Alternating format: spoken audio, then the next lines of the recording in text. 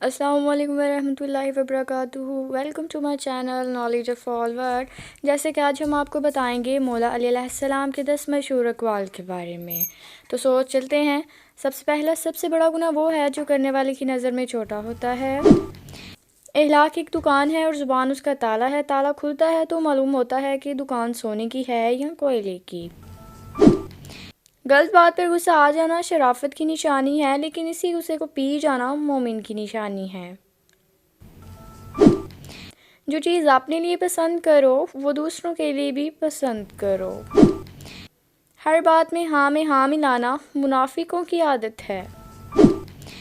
جس کو تم سے محبت ہوگی وہ تم کو فضول اور ناجائز کاموں سے روکے گا۔ 3 چیزیں ایمان کو تباہ کر دیتی ہیں: امیروں کی محفل، عورتوں کی صحبت اور جاہلوں سے بحث۔ تمہارا ایک رب ہے پھر بھی تم اسے یاد نہیں کرتے، لیکن اس کے کتنے بندے ہیں پھر بھی وہ تم کو نہیں بھولتا۔